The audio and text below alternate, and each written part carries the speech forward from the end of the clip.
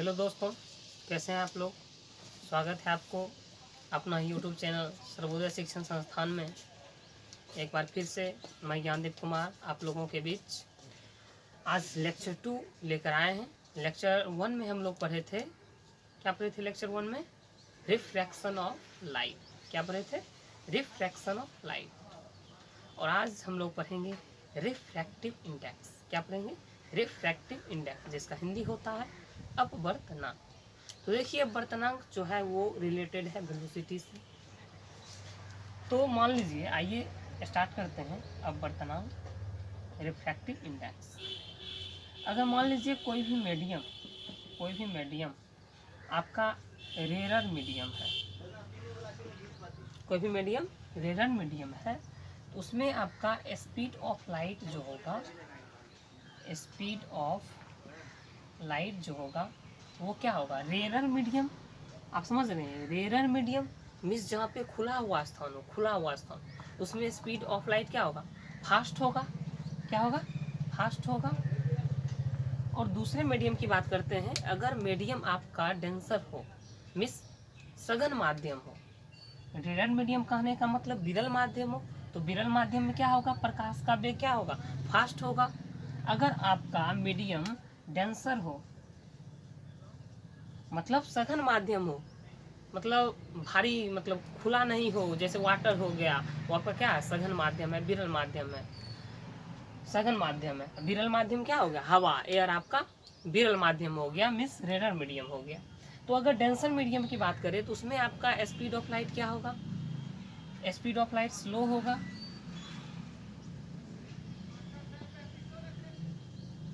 Speed of light क्या होगा? Slow होगा। तो रेरर मीडियम मीन्स खुला जगह, खुला जगह में स्पीड ऑफ लाइट ज़्यादा होगा। और डेंसर मीडियम मीन्स भरा हुआ जगह, उसमें स्पीड ऑफ लाइट क्या होगा? स्लो होगा। तो हमको जानना क्या है? रिफ्रैक्टिव इंडेक्स अपवर्तनांक क्या होता है। अपवर्तनांक को हम लोग जो डिनोट करते हैं वो डिनोट करते हैं म्यू से। किसी से? म्यू से। तो एक आपका होता है ऑप्टिकल डेंसिटी। ऑप्टिकल डेंसिटी, यहीं से आपका रिफ्रैक्टिव इंडेक्स का डेफिनेशन निकला है।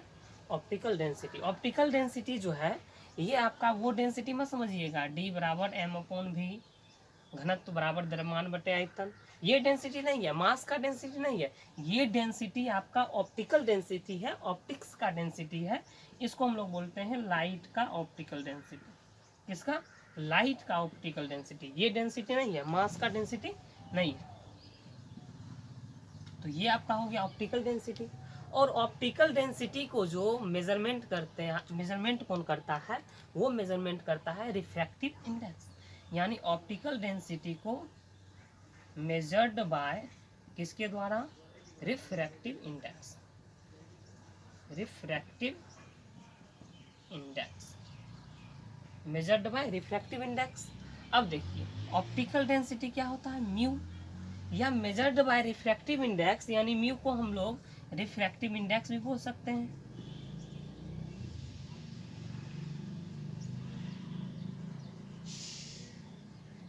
ये आपका है म्यू, जिसको हम लोग ऑप्टिकल डेंसिटी को मेजर्ड किसके द्वारा करते हैं? रिफ्रैक्टिव इंडेक्स के द्वारा। और रिफ्रैक्टिव इंडेक्स जो होता है वो आपका ऑप्टिकल डेंसिटी होता है, म्यू ही होता है। अब देखिए, म्यू किस पे डिपेंड कर रहा है? ये कितना ज़्यादा मीडियम जो है वो कितना ज़्यादा डेंस है। यानी अगर एयर ले ली, वाटर ले ली, तो वाटर जो मीडियम है वो आपका क्या? Denser medium. तो वाटर जो मीडियम है वो एयर से कितना ज़्यादा डेंस है, ये आपका रिफ्रैक्टिव इंडेक्स बताता है। कौन बताता है? रिफ्रैक्टिव इंडेक्स बताता है। तो एक चीज़ लेके चलते हैं, इसको हम लोग मेजर्ड किए किसके द्वारा? म्यू के द्वारा। ऑप्टिकल डेंसिटी को म्यू के द्वारा।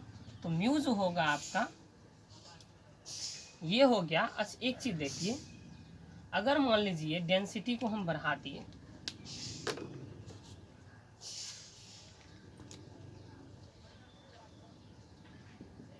डेंसिटी को हम बढ़ा दिए, ऑप्टिकल डेंसिटी को बढ़ा दिए, तो ज़्यादा माध्यम क्या हो जाएगा?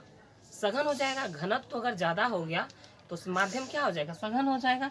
दैट मीन्स डेंसर मीडियम हो जाएगा। और डेंसर मीडियम होगा तो क्या होगा? स्पीड ऑफ लाइट क्या होगा? स्लो होगा। यानी स्पीड ऑफ लाइट यानी वेलोसिटी जो होगा, वेलोसिटी वो आपका कम जाएगा, स्लो हो जाएगा। यानी जितना ज़्यादा डेंसिटी बढ़ाएंगे उतना ज़्यादा वेलोसिटी क्या होगा, कम होते जाएगा, और जितना ज़्यादा डेंसिटी घटाएंगे उतना ज़्यादा वेलोसिटी क्या होगा, बढ़ते जाएगा।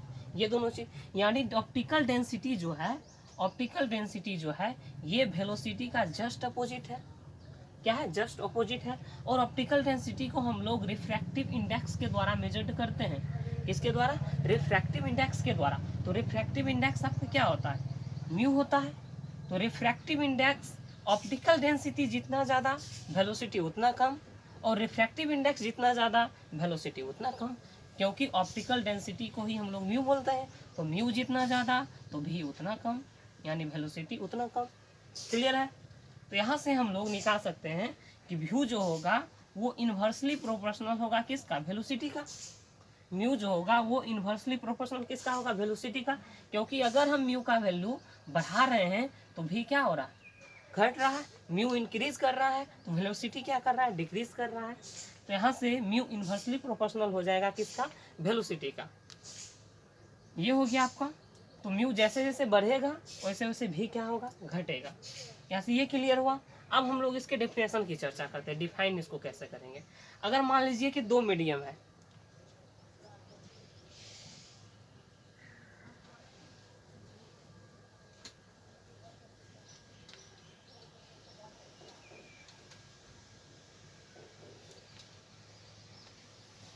हम ये चीज़ निकाले हैं कि म्यू जो होगा वो इन्वर्सली प्रोपोर्शनल होगा वेलोसिटी के, और म्यू अगर बढ़ाते हैं तो वेलोसिटी क्या होता है, घटता है।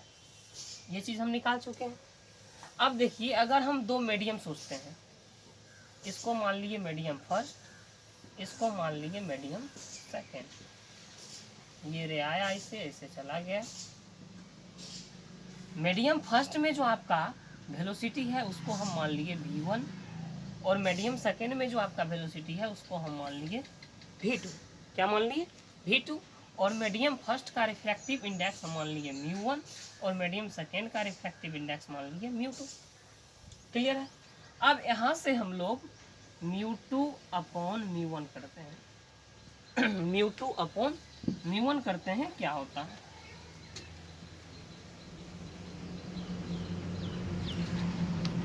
तो μ2 अपॉन μ1, अगर μ1 निकालते हैं तो हो जाएगा 1/v1, अगर μ2 निकालते हैं तो हो जाएगा 1/v2। होगा कि नहीं होगा। अब μ2 बाय μ1 करेंगे, μ2 अपॉन μ1, तो μ2 अपॉन μ1 करेंगे तो 1/v2 अपॉन 1/v1 हो जाएगा। और इसको जब ऊपर लेके जाएंगे तो 1/v2 क्रॉस मल्टीप्लीकेशन v1/1, तो हो जाएगा v1 अपॉन v2। ये हो जाएगा v1 अपॉन v2। तो μ2 अपॉन μ1 के बदले हम लोग लिख सकते हैं क्या, v1 अपॉन v2, ये लिख सकते हैं। यानी velocity of first medium upon velocity of second medium, यानी पहले मीडियम का जो वेलोसिटी होगा और दूसरे मीडियम का जो वेलोसिटी होगा उसी का अनुपात होगा क्या, रिफ्रैक्टिव इंडेक्स μ2 अपॉन μ1। अब देखिए μ2 अपॉन μ1 यानी दूसरे मीडियम का, सेकेंड मीडियम का रिफ्रैक्टिव इंडेक्स किसके सापेक्ष, तो फर्स्ट के सापेक्ष। तो यहाँ से लिख सकते हैं μ2 equal to v1 upon v2, v1 upon v2। और ये जो होगा आपका μ2 ये हो जाएगा refractive index of second, refractive index of second with respect to first, with respect to first. यानी रिफ्रैक्टिव इंडेक्स जो होगा वो सेकेंड मीडियम का किसके सापेक्ष, तो फर्स्ट मीडियम के सापेक्ष। ये हो जाएगा आपका μ2 1, और ये हो जाएगा v1 अपॉन v2, यानी speed of light in first medium upon speed of light in second medium. इसको हम लोग लिख सकते हैं स्पीड ऑफ लाइट या velocity of light in, velocity of light या speed of light in first medium, medium first upon speed of light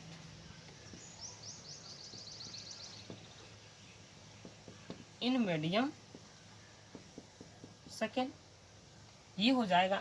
अब यहाँ से हम लोग रिफ्रैक्टिव इंडेक्स का डेफिनेशन प्राप्त करते हैं। क्या होगा रिफ्रैक्टिव इंडेक्स का डेफिनेशन? तो क्या होता है? It is the ratio of speed of light in first medium to the speed of light in second medium is known as refractive index. यानी पहले माध्यम में प्रकाश का वेग और दूसरे माध्यम में प्रकाश का वेग, या कोई भी माध्यम अगर मान लीजिए फर्स्ट मीडियम में हम ले लिए वाटर ले लिए, सेकेंड मीडियम में एयर ले लिए, तो एयर में हो जाएगा स्पीड ऑफ लाइट, फिर हो जाएगा किस में? वाटर में स्पीड ऑफ लाइट। तो दोनों का क्या हो जाएगा? रेशियो। अगर मीडियम फर्स्ट में मान लीजिए हम एयर ले लिए और मीडियम सेकेंड में मान लीजिए हम लोग वाटर ले लिए। क्लियर है? तो speed of light in first medium, तो अब मीडियम फर्स्ट के स्थान पे क्या हो जाएगा? Air, speed of light in air upon speed of light in water. Clear है? तो speed of light in air upon speed of light in water. तो इसको हम डिफाइन किस तरीके से करेंगे? अपवर्तनांक को, रिफ्रैक्टिव इंडेक्स को, तो इस तरीके से डिफाइन करेंगे कि पहले माध्यम में प्रकाश का वेग और दूसरे माध्यम में प्रकाश के वेग के अनुपात को, के रेशियो को, अनुपात को क्या कहा जाता है? अपवर्तनांक कहा जाता है, रिफ्रैक्टिव इंडेक्स कहा जाता है। और इसको हम लोग इंग्लिश में बोलना चाहेंगे तो बोलेंगे it is the ratio of speed of light in first medium to the speed of light in second medium is known as refractive index और it is denoted by mu. यानी इसको हम लोग म्यू द्वारा सूचित करते हैं।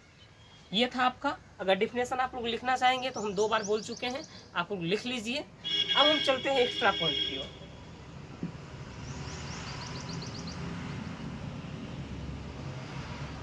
एक्स्ट्रा पॉइंट में मैं जो कुछ भी बताऊंगा वो आपके लिए ऑब्जेक्टिव के लिए मोस्ट इम्पोर्टेंट होगा। तो आइए चलते हैं एक्स्ट्रा पॉइंट की ओर।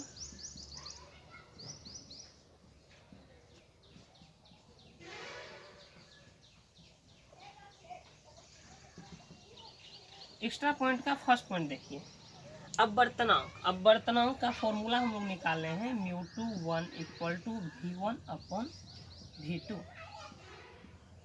ये पहला हो गया एक्स्ट्रा पॉइंट। और इसको बोलेंगे refractive index of second with respect to first. उसके बाद सेकेंड लेके चलते हैं।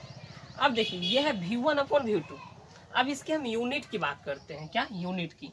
तो वेलोसिटी मीटर पर सेकेंड अपॉन वेलोसिटी मीटर पर सेकेंड, ये कैंसिल आउट हो जाएगा। तो ये क्या हो जाएगा? यूनिट लेस हो जाएगा, इसका कोई भी यूनिट नहीं। तो सेकेंड पॉइंट लिखेंगे it is unit less quantity, या यहाँ से लिख सकते हैं यह जो होता है वो यूनिट लेस होता है। ये हो गया। अब देखिए एक मोस्ट इम्पॉर्टेंट ऑब्जेक्टिव आपके बिहार बोर्ड के एग्जाम में बराबर पूछा जाता है। वो पूछा जाता है कि हीरा का रिफ्रैक्टिव इंडेक्स क्या होता है। उसको हम लिख देते हैं, हीरा का रिफ्रैक्टिव इंडेक्स दैट मीन्स अपवर्तनांक कितना होता है? 2.42 होता है। और इसमें कोई भी यूनिट नहीं लेंगे क्योंकि ये क्या होता है? यूनिट लेस होता है। और जैसे ही यूनिट लेस हो गया तो डायमेंशन लेस भी होगा, ये भी हम लोग लिख सकते हैं। तो चलिए ये था आपका एक्स्ट्रा पॉइंट। अब हम लोग एक न्यूमेरिकल की ओर चलते हैं। अगर न्यूमेरिकल समझ गए, अगर न्यूमेरिकल आप लोग बना लिए तो समझिएगा आप लोग जो है पहले सबसे पहले कॉपी, जब भी क्लास करने बैठेंगे तो आपके पास एक कॉपी जरूर होना चाहिए, कॉपी और एक कलम जरूर होना चाहिए, ताकि आप उसको लिख पाएंगे। और जैसे ही हम आपको न्यूमेरिकल बताएंगे, हर पॉइंट पे हम जहाँ पे न्यूमेरिकल पूछा जाता है हर पॉइंट पे हम आपको न्यूमेरिकल बताएंगे। तो आप कॉपी लेके बैठेंगे और जैसे ही हम न्यूमेरिकल बताएंगे वैसे ही आप उसको सॉल्व करेंगे और आंसर आप कमेंट बॉक्स में कमेंट कर देंगे। क्लियर है? तो आइए न्यूमेरिकल की ओर चलते हैं। न्यूमेरिकल फर्स्ट है ये आपका। न्यूमेरिकल फर्स्ट देखिए क्या करता है। यदि हवा में प्रकाश का वेग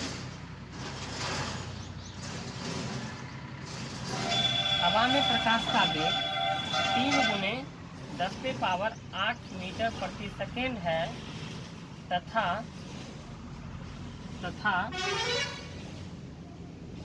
कांच में प्रकाश का वेग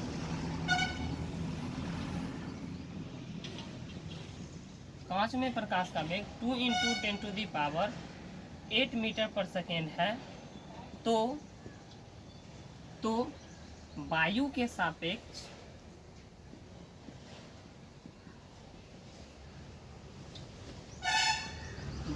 सापेक्ष कांच का अपवर्तनांक क्या होगा?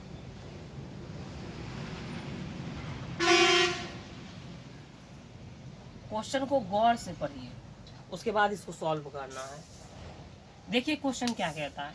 सबसे पहले तो बोल दिया कि यदि हवा में प्रकाश का वेग 3 × 10⁸ मीटर पर सेकेंड है तथा कांच में प्रकाश का वेग 2 × 10⁸ मीटर प्रति सेकेंड है, तो दो मीडियम दिया हुआ है।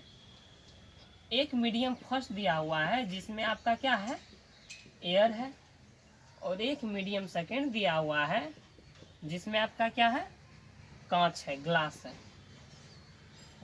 ये दिया हुआ है। अब देखिए लाइट आई और ऐसे पास कर गई, ठीक है। तो फर्स्ट मीडियम एयर दिया हुआ है जिसमें आपका वेलोसिटी ऑफ एयर का वेलोसिटी कितना है, हवा में प्रकाश का वेग कितना है, 3 × 10⁸। तो यहाँ से हम लोग लिख सकते हैं VA बराबर वेलोसिटी ऑफ एयर, VA बराबर 3 × 10⁸ मीटर पर सेकेंड। दूसरा हो जाएगा V किसका, ग्लास का, तो VG बराबर 2 × 10⁸ मीटर पर सेकेंड, ये हो जाएगा। अब हमको पूछता है रिफ्रैक्टिव इंडेक्स बताना है किसका, वायु के सापेक्ष कांच का, किसका, कांच का बताना, किसका है, कांच का। तो कांच का, ग्लास का, किसके सापेक्ष, एयर के सापेक्ष। तो रिफ्रैक्टिव इंडेक्स हम लिखे थे वहां पे μ2/μ1, तो ये क्या हो जाता था, उल्टा हो जाता था V1/V2। तो यहाँ से क्या होगा, हमको निकालना है वायु के सापेक्ष कांच का अपवर्तनांक क्या होगा। तो refractive index of glass with respect to air, तो ये क्या हो जाएगा, उल्टा हो जाएगा वेलोसिटी के। तो V यहाँ पे 2/1 था तो 1/2 हो गया, यहाँ G/A है तो A/G हो जाएगा, यानी VA/VG, ये हो जाएगा। अब देखिए μg/μA को हम लोग लिख सकते हैं refractive index of glass with respect to air, refractive index of glass with respect to air.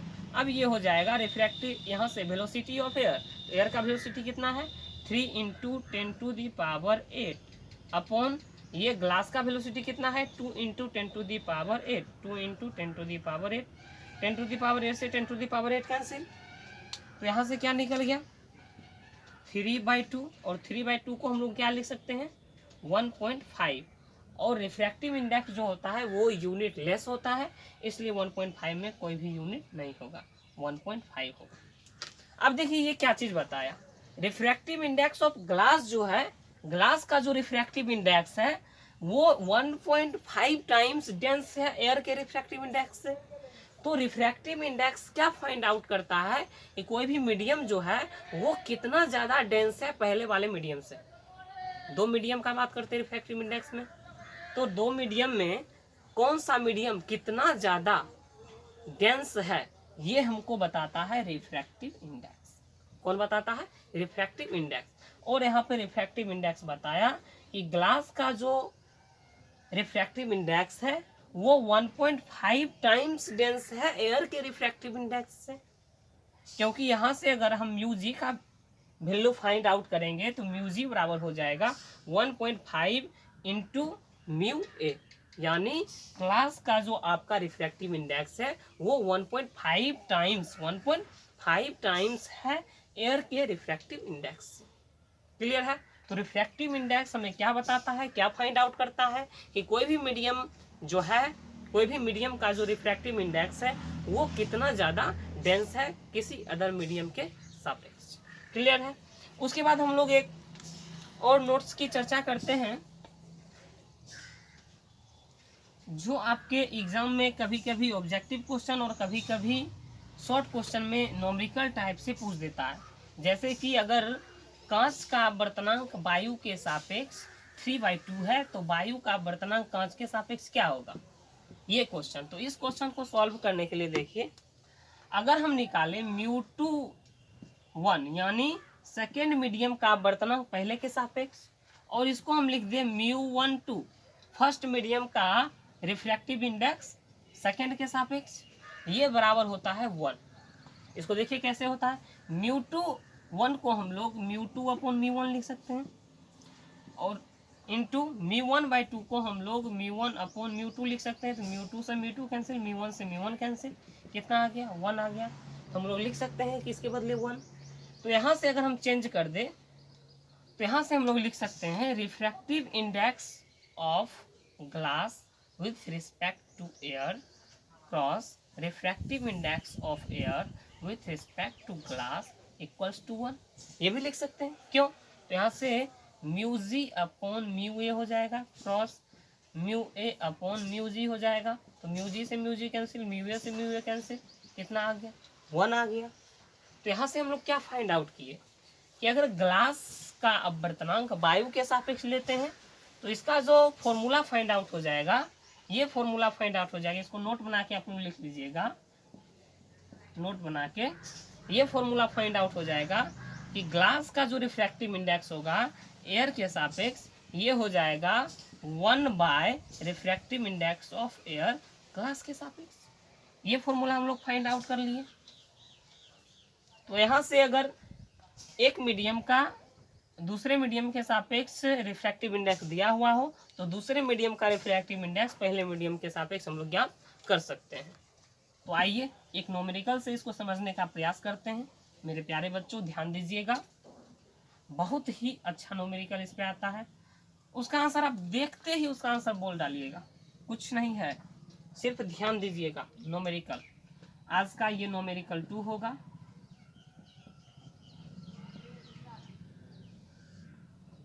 Numerical कहता है कि वायु के सापेक्ष कांच का अपवर्तनांक, वायु के सापेक्ष कांच का अपवर्तनांक 3/2 है, 3/2 है। तो 3/2 है, तो वायु के सापेक्ष कांच का अपवर्तनांक 3/2 है, तो कांच के सापेक्ष वायु का अपवर्तनांक क्या होगा? वायु का अपवर्तनांक रिफ्रैक्टिव इंडेक्स क्या होगा? ये क्वेश्चन है आपका। अब देखिए, वायु के सापेक्ष कांच का अपवर्तनांक दिया हुआ है, तो रिफ्रैक्टिव इंडेक्स ऑफ किसका? ग्लास का with respect to air. Refractive index of glass with respect to air कितना दिया हुआ है? 3/2। और हमको निकालना क्या है?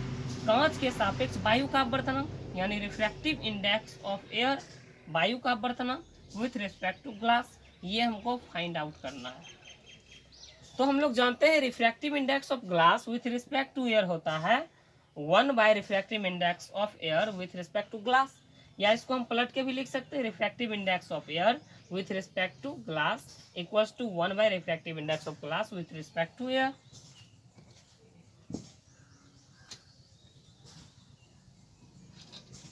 हम फॉर्मूला जानते हैं, refractive index of glass with respect to air बराबर refractive index of air with respect to glass, ये फॉर्मूला जानते हैं। आइए इसको आगे लेके चलते हैं। Refractive index of glass with respect to air हमको पता है, मालूम है। Refractive index of glass with respect to air मालूम है 3/2 बराबर refractive index of air with respect to glass, ये हमको फाइंड आउट करना है। तो क्रॉस मल्टीप्लिकेशन करते हैं, ये हो जाएगा 3 times of refractive index of air with respect to glass equals to 2, 2 1 जा 2, और यहाँ से हो जाएगा so refractive index of air with respect to glass equals to हो जाएगा 2/3, ये हो गया आपका। और ये जो होता है यूनिट लेस होता है, इसलिए इसमें जो है यूनिट कुछ भी नहीं होगा, यानी जस्ट उसका क्या हो जाएगा? अपोजिट। तो इस टाइप का सवाल जब भी दिखे तो अगर 3/2 हो तो 2/3 बोल देंगे, जस्ट उसका अपोजिट 2/3। अगर हो 1/2 हो तो 2/1 हो जाएगा, अगर मान लेते हैं 4/3 हो तो क्या हो जाएगा, 3/4 हो जाएगा। दैट मीन्स जस्ट उसका अपोजिट हो जाएगा, तो तुरंत सोच लेंगे। तो आज के लिए इतना ही रहने देते हैं, काफ़ी हो चुका है। नेक्स्ट वीडियो में जब हम लोग मिलेंगे वहाँ पढ़ेंगे laws of refraction of light and Snell's law. दो चीज़ पढ़ेंगे, laws of reflection of light और स्नेल्स लॉ। तो आज के लिए इतना ही, आज के लिए थैंक यू। और अगर ये वीडियो आपको अच्छी लगी है तो इसको ज़रूर से ज़रूर सब्सक्राइब कर दीजिएगा और एक लाइक तो बनता है, और ज़रूर इस पर कमेंट भी कीजिएगा। न्यूमेरिकल सॉल्व कीजिएगा, उसको तुरंत उस पर कमेंट कीजिएगा। तो आज के लिए थैंक यू, धन्यवाद।